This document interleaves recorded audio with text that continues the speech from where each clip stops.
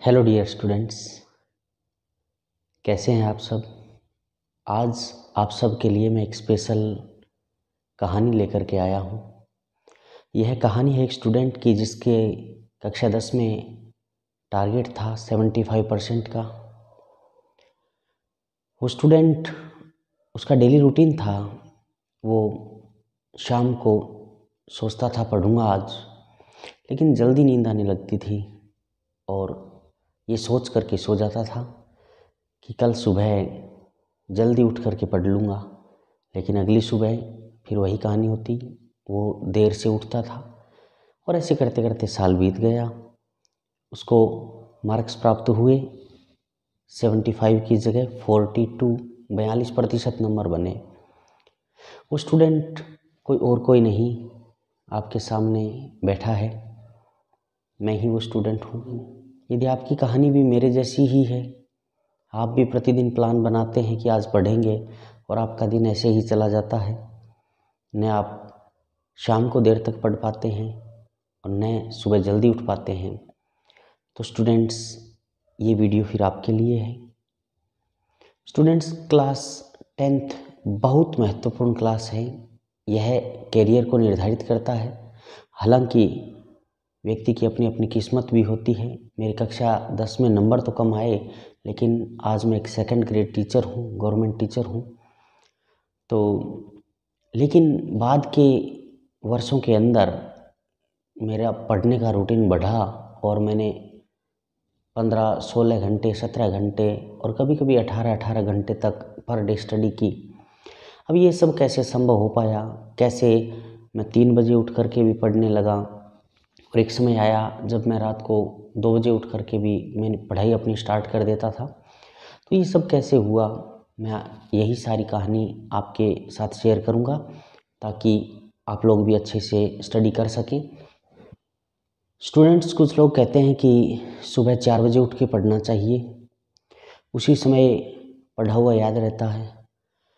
First बात तो मैं आपसे ये कहना चाहूँगा कि यदि आप 4 बजे न उठें, 6 बजे उठते हैं, 7 बजे उठते हैं, जो भी आपका नॉर्मल टाइम है, और शायद 10 बजे से पहले तो आपको नींद नहीं आती होगी।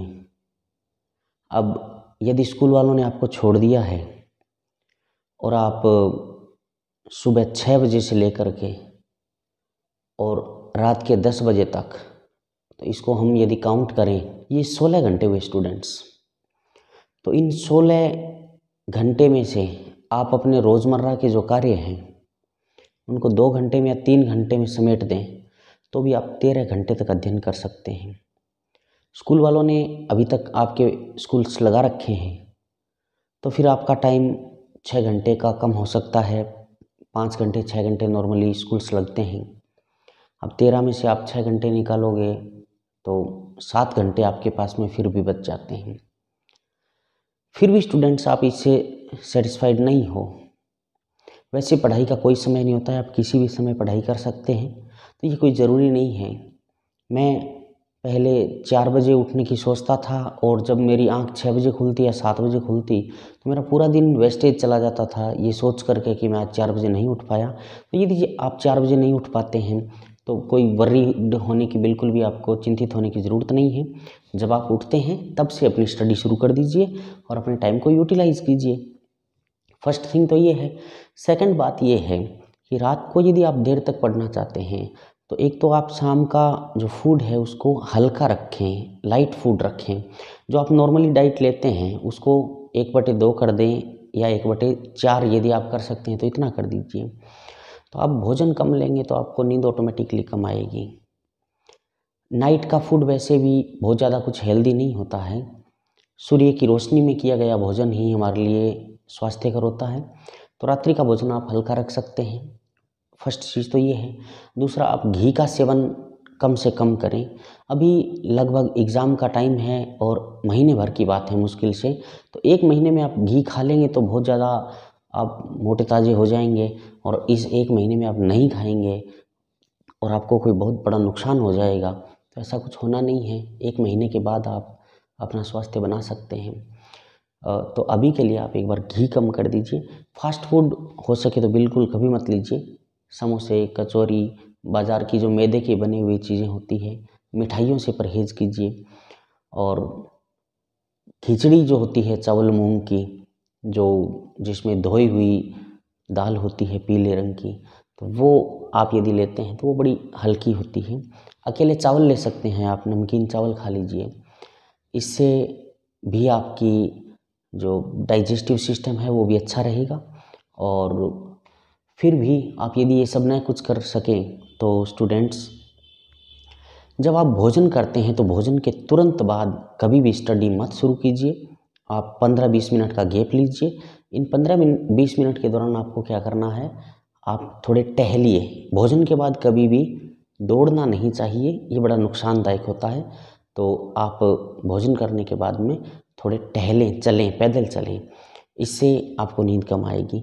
आप जानते हो जब आप स्टडी करते हो तो आप एक जगह पर बैठते हो और आपकी सांसें कम हो जाती है। जब आपकी एकाग्रता बढ़ती है तो आप सांस कम लेते हो, तो उससे क्या होता है कि हमारे शरीर के अंदर ऑक्सीजन की कमी होती है और ऑक्सीजन की कमी से ही हमें नींद है वो अधिक आती है।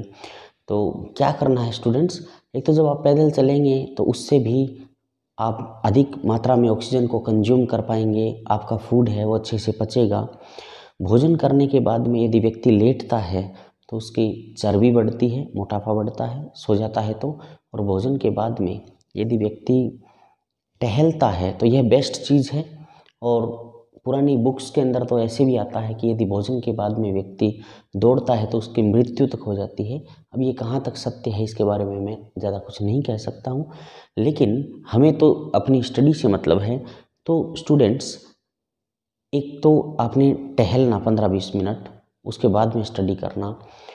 और हो सके तो आप रात्रि का जो फूड है वो जल्दी रख सकते हैं। शाम को यदि आपके घर में खाना जल्दी बन जाता है तो आप जल्दी भोजन कर लीजिए, थोड़ी मात्रा में कीजिए। थोड़े बहुत टहलने के बाद में फिर से आप अपना स्टडी का रूटीन है वो शुरू कर दीजिए। तो हमेशा आप जब भी बैठें, एक तो कभी भी पीछे झुक करके न बैठें, आप हल्के से आगे झुक करके, आपके यदि चेयर पे आप बैठते हैं और टेबल है तो थोड़े से झुक करके आगे की तरफ बैठें। इससे क्या होगा कि आपको नींद नहीं आएगी। एक, आप जब भी पढ़ाई करें तो ओनली रीडिंग आप कर रहे हैं ऐसा नहीं करें, बीच बीच में कहीं ना कहीं आपको लिखना पड़ता होगा, कुछ चीज़ों का अभ्यास आप करते होंगे, मैथ के आप सवाल निकालते हैं तो आपको लिखना ही पड़ता है। तो लिख करके जब आप इस तरीके से पढ़ते हैं तो भी नींद कम आती है। और इसके अलावा पानी आप बहुत ज़्यादा कंज्यूम करें। एक स्टूडेंट को भी बहुत ज़्यादा पानी पीना चाहिए, क्योंकि आपकी आँखें ज़्यादा यूज होती है तो आँखों को पानी की आवश्यकता होती है। और आप अधिक पानी पिएंगे तो आपका ब्लड है वो सर्कुलेशन भी अच्छा रहेगा।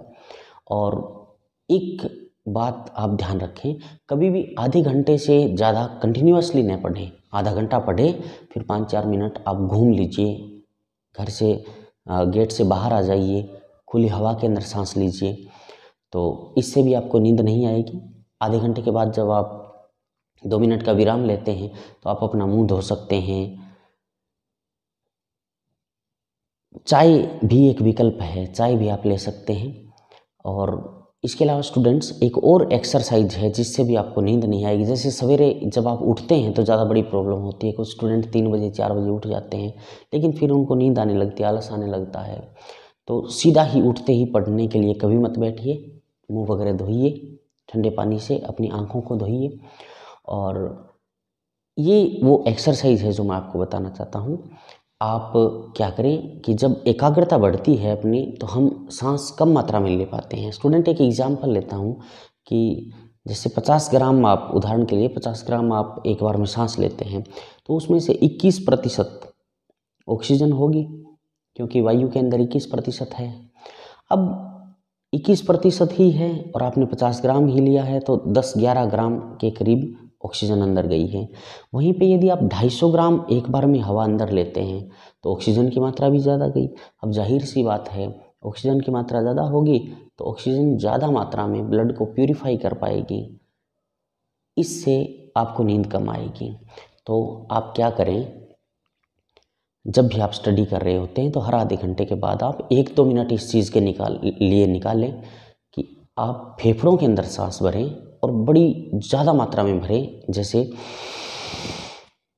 नॉर्मल से आप कई गुना ज़्यादा हवा भरें, फिर सांस को रोकें और हवा को अपना काम करने दें। फिर सांस को जब आप छोड़ें तो पूरी अपने फेफड़ों को खाली कर दीजिए। थोड़ी देर 1-2 सेकंड का गैप लेकर के फिर से आप भरें फेफड़ों के अंदर फुल हवा, रोकें 5-4 सेकंड के लिए, ज़्यादा रोक सकते हैं, ज़्यादा देर तक रोकें और फिर सांस को छोड़ें। ऐसे आप 10 डीप ब्रीदिंग करें, इससे आपको नींद नहीं आएगी और आप अच्छे से पढ़ पाएंगे। ऑक्सीजन की ज़्यादा मात्रा जाने से ब्लड जो है आपके माइंड तक भी पहुंच पाता है, खून तक ऑक्सीजन जाती है, तो ऑक्सीजन की जो सप्लाई है वो माइंड पावर को इंक्रीज करती है, बढ़ाती है।